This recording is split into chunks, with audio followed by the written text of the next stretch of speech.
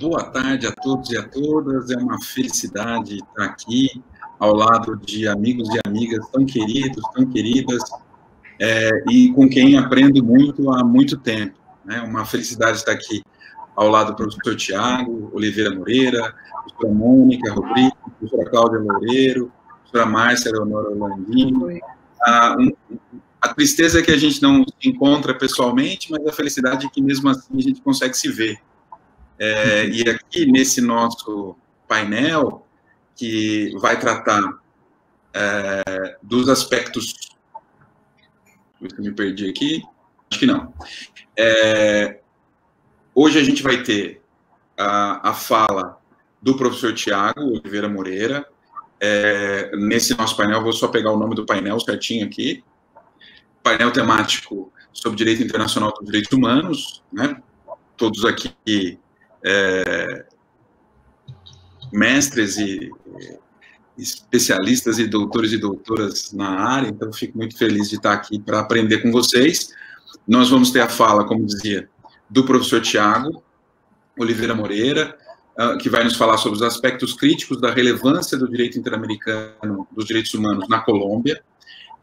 O professor Tiago, eu acho que faço a apresentação na hora que passar a palavra, tudo bem, professor Tiago? Só dizer que depois a gente vai ter a fala da professora Cláudia Regina de Oliveira Magalhães da Silva Loureiro e da professora Márcia Leonora Regis Orlandini, que vão nos falar sobre os direitos sociais fundamentais na perspectiva internacional, a teoria do controle jurisdicional da convencionalidade das leis trabalhistas, e a gente também vai ter a participação da Mônica Nogueira Rodrigues, que vai nos falar sobre investimento internacional e promoção do direito ao desenvolvimento, direitos humanos como limite ou finalidade,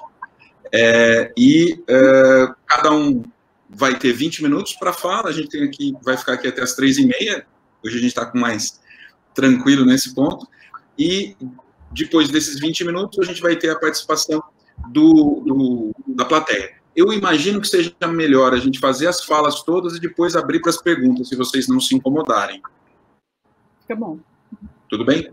Então, já vou passar a palavra ao professor Tiago, que nos vai falar sobre os aspectos críticos da relevância do direito interamericano dos direitos humanos na Colômbia.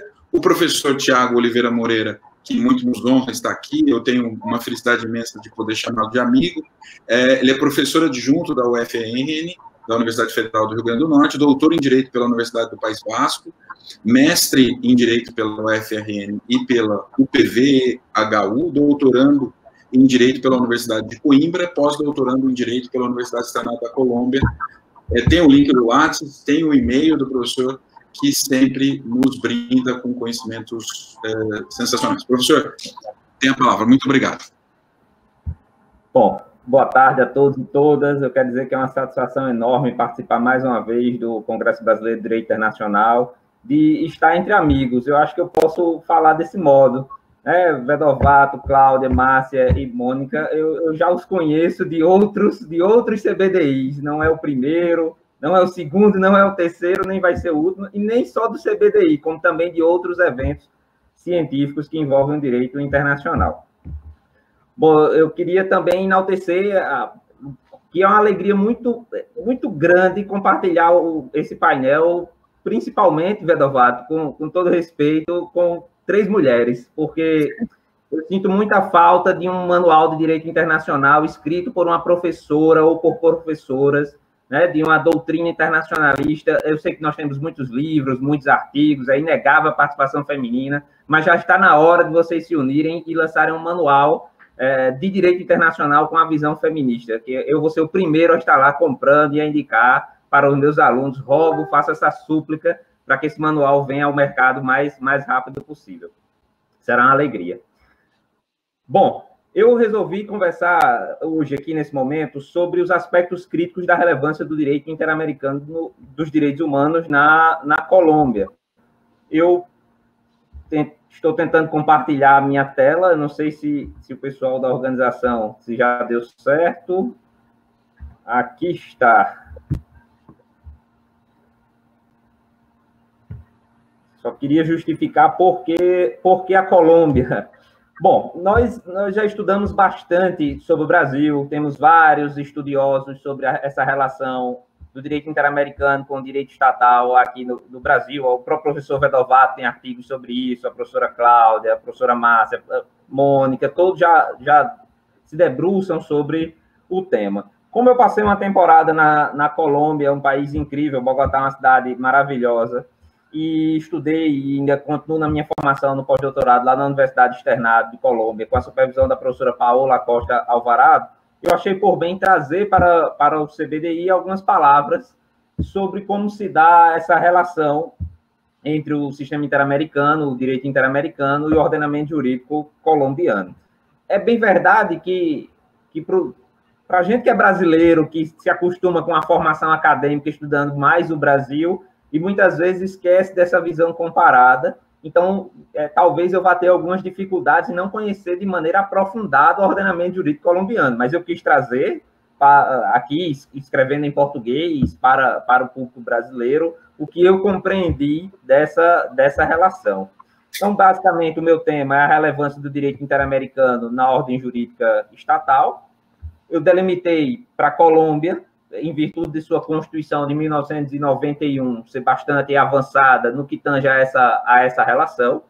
Há uma larga produção doutrinária dos autores colombianos sobre o tema do direito internacional, do sistema interamericano, como a minha própria supervisora, a professora Paola, mas de outros autores bastante relevantes, que lá da própria Universidade Externado, da Universidade de Rosário, amigos que estão aqui no próprio CBDI, Walter Arévolo, Ricardo Abelho, enfim, Edgar Fuentes, o Tadeu e outros. E a Corte Constitucional Colombiana, ela tem decisões bem interessantes. Se nós compararmos com o Brasil, eu posso dizer que não só a Constituição está mais avançada nessa relação, quanto as decisões da Corte Constitucional Colombiana. Então, eu achei que era um bom exemplo trazer o estudo sobre a Colômbia. A minha problemática é se as decisões da Corte Constitucional Colombiana reconhecem a devida relevância do direito interamericano dos direitos humanos. Como eu já disse, o texto constitucional é bom, as decisões são boas, mas será que conferem a devida relevância ao direito interamericano dos direitos humanos? Como objetivos que eu trouxe aqui no artigo, que eu espero que eu vá angariar leitores aí na obra do Congresso, relação entre o direito interamericano dos direitos humanos e a ordem jurídica colombiana, como a Corte Constitucional Colombiana dialoga com a Corte Interamericana de Direitos Humanos e o próprio exercício do controle de convencionalidade, tema que as professoras também irão abordar, só que dessa vez eu irei falar sobre como esse controle se desenvolve no âmbito da Corte Constitucional Colombiana. É o meu referencial teórico, bem na linha do que o professor Wagner Menezes defende e defendia junto com os demais no lançamento do livro, que é um referencial teórico formado por autores latino-americanos. Eu citei 45 referências bibliográficas no artigo, eu devo ter aí uns 3 ou 4 autores europeus, mas uns 3 ou 4 brasileiros, que também são latinos, e o resto são todos, em sua grande maioria, de autores colombianos, mexicanos, chilenos, argentinos, que se debruçaram sobre esse tema. O exame das normas constitucionais colombianas e da própria jurisprudência colombiana. Então, entrando no mérito do assunto, eu trago aqui para vocês o artigo 93 da Constituição colombiana, que diz que os tratados e convenções internacionais ratificados pela Colômbia, que reconhecem os direitos humanos e que proíbem sua limitação nos estados de exceção, prevalecem, observem esse detalhe, prevalecem na ordem jurídica interna. Alguns autores, com base nessa redação final, prevalecem na ordem jurídica interna, afirmam que os tratados internacionais de direitos humanos prevalecem sobre a própria Constituição, teriam uma hierarquia supraconstitucional. Bom, não foi bem isso que a Corte Constitucional Colombiana decidiu. Em relação ao rango, ao nível dos tratados internacionais de direitos humanos na ordem colombiana, a hierarquia é constitucional. Entretanto, eu vou dizer que é uma hierarquia constitucional limitada. Por quê? Porque o artigo 4º diz que a Constituição é a norma de normas. Em todo caso de incompatibilidade entre a Constituição e a lei ou outra norma jurídica, se aplicarão as disposições constitucionais. Ou seja, os tratados têm hierarquia constitucional, mas no conflito entre a Constituição e os tratados, em algumas decisões, a Corte Constitucional Colombiana diz que prevalece a Constituição, como vocês podem observar na sentença C-400, de 1998, a Constituição Nacional prevalece sobre as normas internacionais. Então, tem uma larga discussão na doutrina colombiana se a Colômbia é monista, dualista, se é um monismo moderado, se é um dualismo moderado, se é um monismo nacionalista ou internacionalista. Eu acho que essa discussão é completamente sem sentido nos dias atuais, porque, como bem diz a professora Paola Costa, o professor Armin von Bogdani, são dois mortos viventes, são dois zumbis que ainda... Só me lembra o seriado The Walking Dead, né?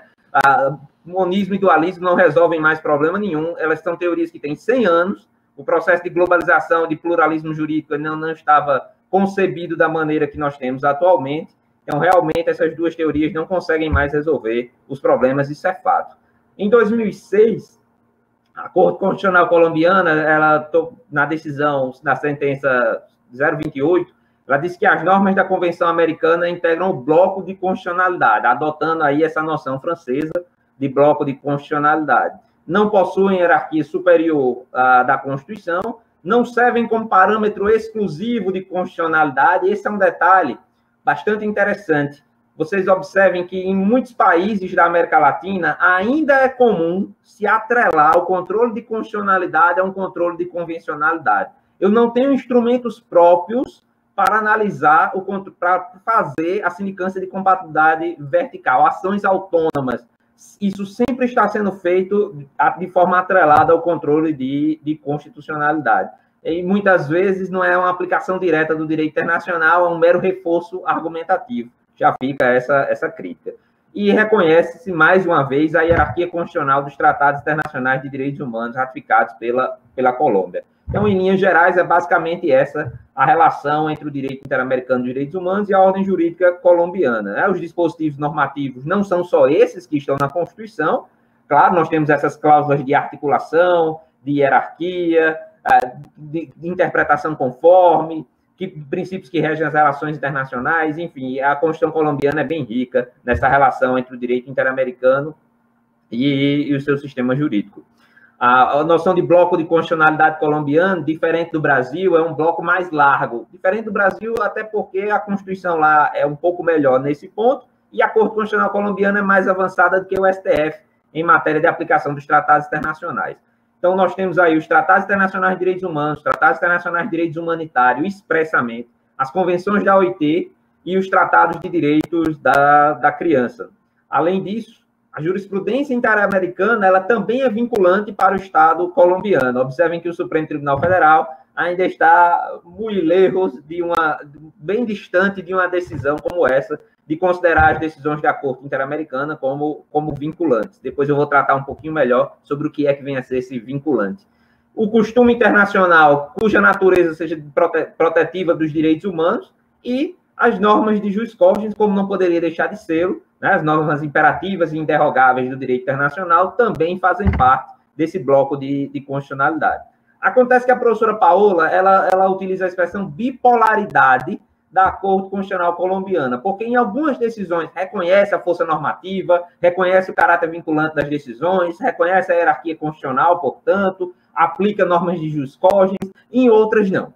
Em outras esquece de fazer o diálogo, em outras diz que a Constituição prevalece porque é superior hierarquicamente, em outras ela ainda fica com o debate das teorias do monismo e dualismo. Por isso que ela diz que há uma bipolaridade na jurisprudência. Eu até costumo utilizar a expressão zigue-zagueante. A jurisprudência vai e vem, evolui e involui em determinadas matérias, em determinados pontos, nessa difícil relação, que não deveria ser difícil, deveria ser uma relação bem harmônica.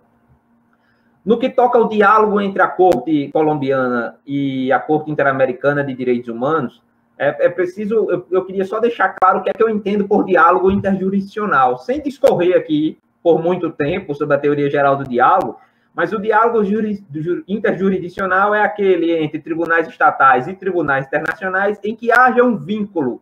Então, no caso da Corte Constitucional colombiana, o Estado colombiano submete-se à jurisdição da Corte Interamericana. Então, há essa necessidade, essa obrigação constitucional e convencional de promover um diálogo. Não é um favor do juiz constitucional levar em consideração as decisões da Corte Interamericana. Ele tem essa obrigação, né? Muitas vezes o Supremo esquece disso. Então, o juiz constitucional, ele pode sim afastar-se da jurisprudência interamericana e a jurisprudência interamericana pode afastar-se da jurisprudência estatal. Por quê? Porque o diálogo é o contrário de monólogo. Se a Corte Constitucional Colombiana tivesse somente o dever de obediência, aí eu estaria diante de um monólogo. Mas não, o dever de levar em consideração as decisões, de debater com os seus fundamentos, de afastar, quando for o caso, e de seguir, quando for o caso também. Ou seja, é uma dupla via, um diálogo de dupla via. Então, na Colômbia, há um marco normativo que permite a prática desse diálogo com os tribunais interamericanos, e a Corte Constitucional vem, sim, promovendo esse diálogo, como alguns exemplos que eu venho trazendo aqui nos slides, a sentença C-228, 2002, a 370, 2006, dentre outras, como casos de direito das vítimas e combate à impunidade, em que houve o reconhecimento, mais uma vez, do caráter vinculante da jurisprudência da Corte Interamericana. Por fim, nosso último ponto seria o exercício do controle de convencionalidade pela Corte Constitucional Colombiana. Esse controle de convencionalidade, eu também não irei trazer uma abordagem geral, mas seria a sindicância de compatibilidade vertical entre o direito estatal e o bloco de convencionalidade. Então, a Corte Constitucional Colombiana, diferente do Brasil, do STF, tem mais experiência sobre o tema. Os tribunais têm recepcionado a doutrina do controle de convencionalidade. Há aí uma competência da Corte Constitucional para o exercício concentrado do controle de convencionalidade, de maneira residual do Conselho de Estado, e o controle difuso seria feito por todos os magistrados, ou seja, se você tem competência para fazer controle de constitucionalidade, também o terá para controle de convencionalidade, muito embora eu tenha minhas críticas a essa interpretação.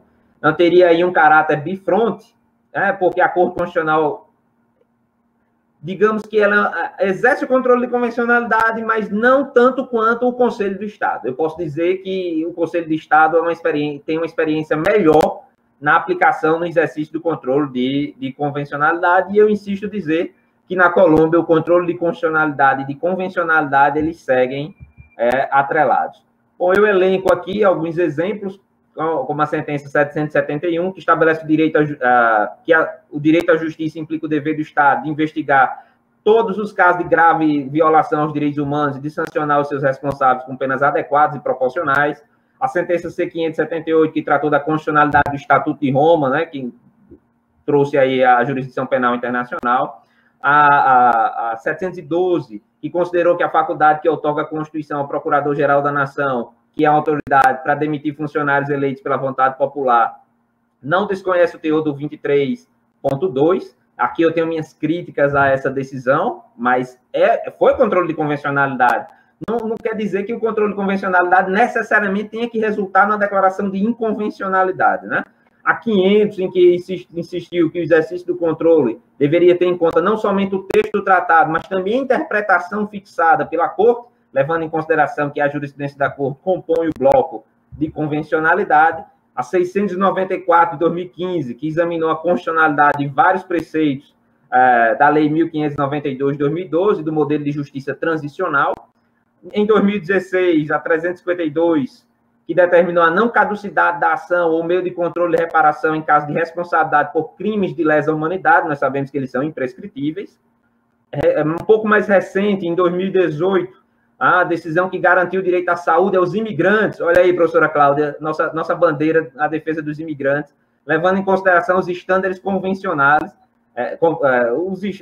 os padrões convencionais relativos ao direito à saúde dos migrantes e à sua atenção médica de urgência, né? Levando em consideração a própria jurisprudência da Corte Interamericana nesse sentido. E, por fim, ainda em 2018, ao resolver sobre o alcance do regime de responsabilidade patrimonial do Estado por danos jurídicos ocasionados com a privação injusta da liberdade de uma pessoa, que também levou em consideração esses estándares internacionais convencionais. Ou seja, eu posso dizer que a Corte Constitucional colombiana ela está mais à frente do que o Brasil, certamente, do que o STF, em matéria de exercício do controle de convencionalidade. E, para finalizar as minhas conclusões, a Constituição colombiana positivou uma importante cláusula de abertura, articulação ao direito internacional dos direitos humanos, reconheceu a hierarquia constitucional dos tratados internacionais de direitos humanos e adotou a noção de bloco de constitucionalidade, insiste em concepções hierárquicas e na supremacia constitucional, eu já deixo o meu convite para quem puder assistir a minha conferência às 20h30, em que eu irei me debruçar sobre essa relação à luz das teorias heterárquicas. E há um diálogo imperfeito com a Corte. Por que eu estou chamando de diálogo imperfeito? Porque é impossível encontrar decisões em que a Corte preferiu o monólogo. A jurisdição colombiana tem consciência do dever de efetivar o controle de convencionalidade, muito embora nem sempre o faça da maneira mais saudável. De controle ainda é apegado a concepções hierárquicas, e eu já começo a separar esse viés hierárquico do controle de convencionalidade e do diálogo interjurisdicional. É possível o exercício do controle de convencionalidade nitidamente a partir de uma visão heterárquica. A jurisprudência zigue-zagueante com relação ao reconhecimento da devida relevância do direito interamericano, da prática de um diálogo interjurisdicional com a Corte, bem como do próprio exercício do controle de convencionalidade. Por fim, é preciso romper com os pensamentos teóricos do início do século XX e adotar novas concepções baseadas em um maior diálogo, na ausência de hierarquia e em doutrinas como o constitucionalismo multinível de Pernice e o pluralismo constitucional de New Walker, de McCormick, e que tem expoentes na América Latina, o constitucionalismo multinível da professora Paola, o pluralismo constitucional do professor Breno Bahia Magalhães, lá do Pará. Enfim, essas foram as conclusões que eu trouxe. O meu referencial teórico, como eu disse, está relacionado lá no artigo, né, os textos da professora Paola, já que era um expoente nesse tema, e a doutrina colombiana, uma parte também da doutrina brasileira, mexicana, argentina, chilena, como eu disse aqui para vocês. O nosso professor homenageado, o professor Cláudio Finkenstein, também está nas referências do nosso artigo. Faço aqui essa pequena homenagem a ele também. E, basicamente, isso é que eu queria trazer para vocês. Eu fico à disposição para eventuais debates e questionamentos. Muito obrigado. Muito obrigado, professor Tiago. Sempre